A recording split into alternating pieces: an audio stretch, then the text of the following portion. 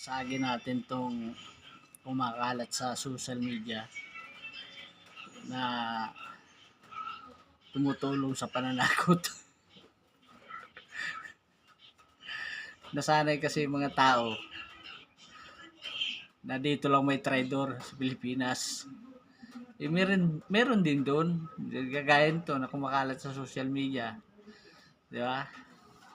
Na pro-komunista. Alam mo, pro-komunista na tawag ko sa mga ito. Dati pro-China eh. Ngayon, pro-komunista na. Parang ano lang yan eh. Kagaya nito nila,